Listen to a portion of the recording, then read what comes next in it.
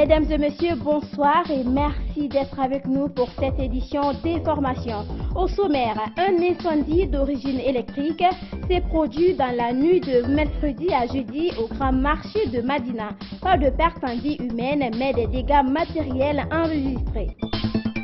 Le président des États-Unis est passé à l'offensive à un an de la fin de son mandat. Donald Trump, visé par une enquête parlementaire en vue de sa destitution. C'est tout pour le sommaire, tout de suite les détails. Une fois encore, bonsoir et bienvenue. Un incendie d'origine électrique s'est déclaré dans la nuit de mercredi à jeudi au grand marché de Madina. Il n'y a pas eu de perte en vie humaine, mais d'importants dégâts matériels enregistrés. Alpha Ibrahima Touré. Selon les témoignages recueillis sur place, c'est un incendie d'origine électrique qui s'est emparé de plusieurs magasins de balles de friperie et d'articles divers. Les dégâts sont énormes car le contenu de ces magasins est parti en fumée. Chose que déplore cette jeune dame dont les balles de friperie étaient gardées dans l'un des magasins calcinés.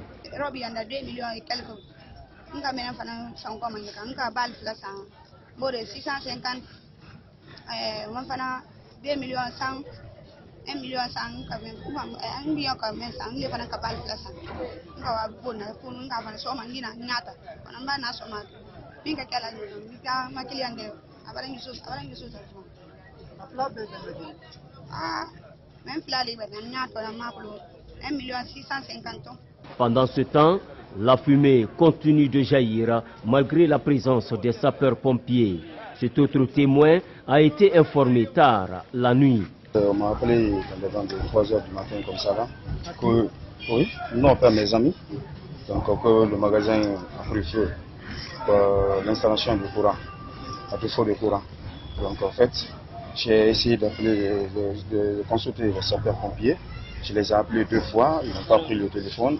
Mon ami m'a appelé, il dit qu'il les a appelés, ils sont en route. Mais bon, ils sont retardés. Au moment où on les a appelés, ils sont restés au moins 30 à 40 minutes comme ça, là, sans venir. Sur les lieux, des agents de sécurité sont visibles pour le maintien d'ordre d'un côté, de l'autre, des jeunes gens pour apporter leur soutien aux sinistrés. Vous savez, en matière du feu, forte concentration de certains matériels peut provoquer l'incendie. Donc il n'est pas exclu que ce soit comment on appelle, la concentration de certains matériels qui ont dû causer. Mais ce qu'on peut retenir, il y a une enquête technique et judiciaire qui nous dira effectivement quelle a été l'origine de l'incendie. Cet énième incendie s'est déclaré cette fois-ci du côté de Madina Avaria, l'autre marché des femmes.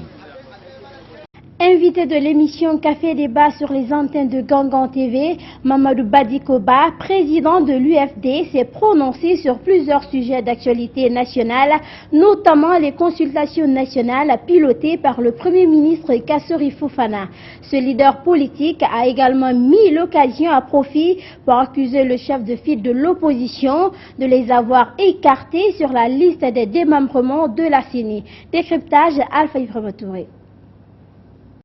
Dans cette émission, des sujets majeurs ont été débattus, notamment les fameuses consultations pilotées par le Premier ministre Kassori Fofana, mais l'on le sait aussi que certaines entités de la société civile continuent de se succéder à la primature, mais aussi des hommes politiques comme Badiko, président de l'UFD. Mais je dis que c'est ce jour-là, donc le lundi, avant-hier, que tout le monde a compris que les consultations, c'est rien du tout. Et que c'est une mascarade. Et le Premier ministre a tenté de rattraper le coup. C'est tellement maladroit de sa part, en disant que non, il n'a pas dit ça. Voilà, c'est conditionnel et tout ça. Comme si depuis janvier, le troisième mandat était au conditionnel. Contrairement à certains leaders politiques, Badiko a mis l'occasion à profit pour une fois encore exprimer son opposition au pouvoir en place après le FNDC.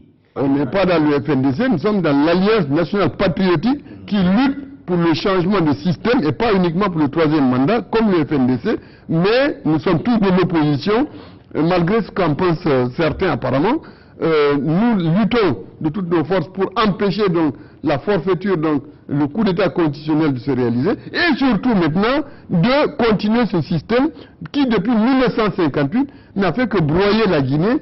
Mamadouba Badiko dit être déçu du président Alpha Condé. Pour lui, le chef de l'État n'a pas respecté ses engagements vis-à-vis de la loi. Je ne veux pas vous répéter tout ce qu'on s'est dit en avril 1974 lorsqu'on se quittait, mais je suis désolé de constater qu'il n'a pas changé.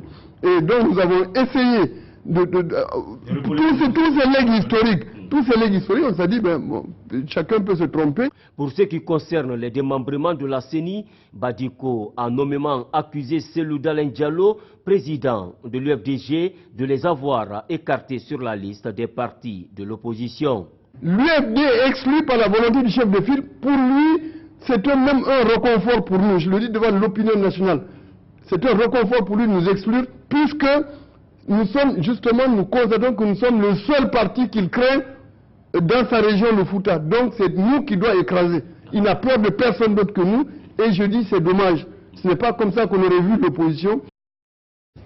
La RUSAL CBK a offert une école flambant neuve aux populations du secteur Nyegeya, district de Binkili, sous-préfecture de Mambia. La cérémonie de la remise officielle et d'inauguration de l'infrastructure scolaire a eu lieu ce jeudi à Kindia.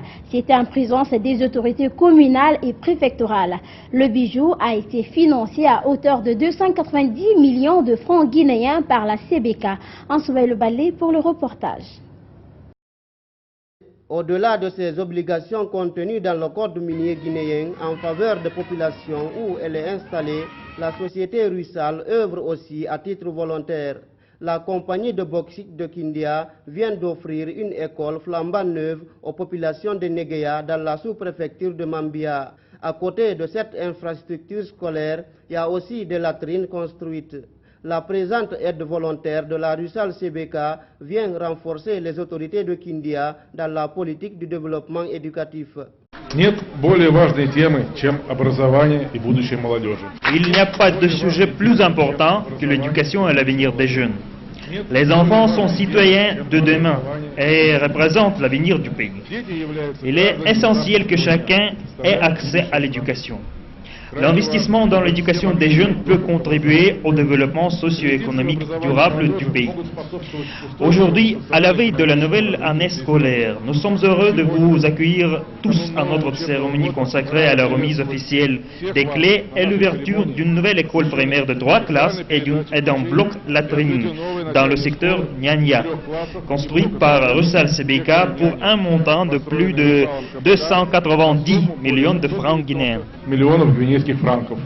La scolarisation des enfants est un outil privilégié pour tout développement et le responsable de la RUSAL CBK se veut le rassurant en la matière. L'école est composée de 3 salles de classe remplies de tables-bancs. D'ailleurs, tout est réuni pour rendre l'infrastructure opérationnelle à la prochaine rentrée de classe. Les autorités communales et préfectorales se sont réjouies de la volonté affichée par les responsables de la CBK. Nous dirons à tout un chacun d'envoyer les enfants à l'école. Nous ne voulons voir aucun enfant maintenant traîner dans la rue, que ce soit les filles, les garçons. C'est une assistance volontaire que la CBK fait pour les populations, pour libérer les enfants et leur montrer le chemin de l'école. Donc, pour cette œuvre, les autorités à tout le niveau de Kindia remercient l'ensemble des travailleurs de CBK. On est très fiers et on peut se réjouir de cette coopération qui ne fait que produire des résultats très positifs. Cette cérémonie a été clôturée par la coupure du ruban inaugural et la remise officielle des clés de l'école aux bénéficiaires. Fortement mobilisées, les populations de la localité ont exprimé leur joie de recevoir l'outil scolaire.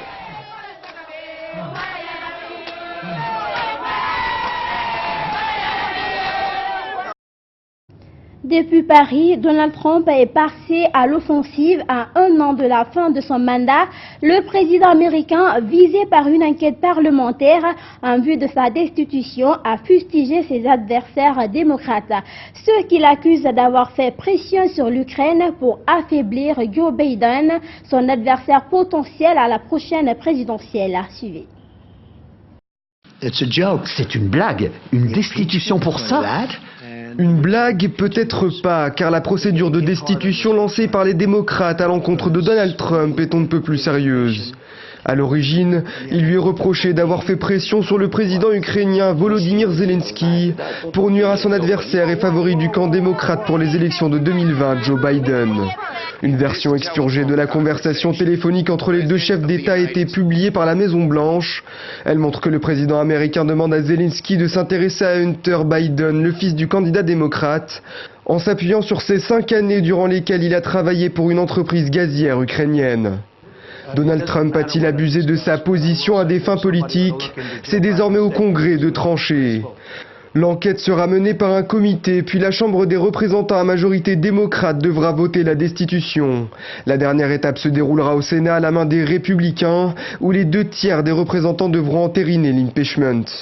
Une composition de la dernière chambre qui rend une éventuelle destitution très peu probable. Je crois qu'il y a peu de chances que ça termine avec une vote au Sénat pour la destitution de Trump, mais c'est surtout le fait que ces événements récents étaient tellement évidents chez les démocrates qu'il y avait des délits, que même les démocrates modérés ont exigé qu'on commence un processus de destitution. Ceux qui détestent Trump ont continué à détester Trump, mais en fait leur espoir c'est que ça excite les démocrates à voter. Destitution ou non, en pleine campagne présidentielle, Donald Trump voit son image encore un peu plus entachée dans l'opinion par ces nouvelles accusations. Il n'avait plus pris la parole depuis la mi-août, début de la pénurie de carburant. Jovenel Moïse s'est adressé ce mercredi à ses compatriotes en Haïti. Le président haïtien voit dans un gouvernement d'union nationale la solution idoine face à ces crises sociopolitiques que traverse son pays. Suivez. Derrière ces murs, sa parole se fait rare. Le président d'Haïti a surpris tout le monde en prenant la parole dans un contexte de crise grandissante. Je parle aujourd'hui de la situation politique, économique et sociale. Depuis longtemps, Haïti fait face à des situations difficiles. La misère, le chômage, l'insécurité et les problèmes politiques qui entravent le fonctionnement des écoles en paralysant d'autres activités. Un constat déjà connu et une réponse jugée insuffisante par les Haïtiens, dont le sentiment de colère ne cesse de grimper. Ils espéraient entendre Jovenel Moïse annoncer sa démission. Il n'en a pas été ainsi. À Port-au-Prince, les Haïtiens sont descendus dans les rues en signe de protestation. Les gens qui ont voté pour lui disent qu'ils ne sont pas d'accord avec sa façon de vivre. Ils n'avaient pas voté pour rester dans la misère, ils ont voté pour améliorer leurs conditions de vie. Nous demandons à Jovenel de partir. Face à la crise, Jovenel Moïse a décidé d'annuler sa participation à l'Assemblée générale des Nations Unies. Ses demandes à l'opposition de rejoindre un gouvernement de coalition ont-elles été rejetées. Les parlementaires britanniques ont repris leurs travaux en session suite à la décision de la Cour suprême qui les a rétablis à la veille dans leur droit à siéger. Une gifle pour Boris Johnson, le Premier ministre dans le dossier du Brexit. Il reste combatif. Reportage. À peine revenu dans la Chambre des communes, le Premier ministre britannique est chahuté par ses opposants qui veulent lui faire payer sa tentative de suspension. Mais Boris Johnson martèle son message, il veut quitter l'Union européenne le plus vite possible. Il est temps enfin de concrétiser ce Brexit. Réalisons ce Brexit, respectons le référendum. Réalisons ce Brexit afin d'avancer, de se consacrer aux vraies priorités de nos concitoyens, la protection sociale ou le coût de la vie. Terminons-en avec ce Brexit, réunissons ce pays et respectons ce vote plutôt que d'en demander un nouveau. Une position tranchée qui alimente le débat dans les rues de Londres où les manifestations sont désormais quotidiennes. Chaque jour, pro et anti-Brexit s'affrontent verbalement dans un pays lassé par un feuilleton qui n'en finit pas. C'est complètement fou et je ne sais pas comment on va s'en sortir. Honnêtement, je ne sais pas ce qui va se passer. Nous avons voté pour sortir de l'Union européenne et ce n'est toujours pas fait. Nous savions très bien ce pourquoi nous votions et ce n'est toujours pas concrétisé. Le Royaume-Uni est supposé sortir officiellement de l'Union européenne le 31 octobre prochain. Il reste un mois à Boris Johnson pour tenter de trouver enfin un accord de divorce avec Bruxelles. C'est la fin de cette édition d'information réalisée par toute l'équipe de Ganga RTV. À tous, merci de l'avoir suivi et merci de votre fidélité à Gangan TV.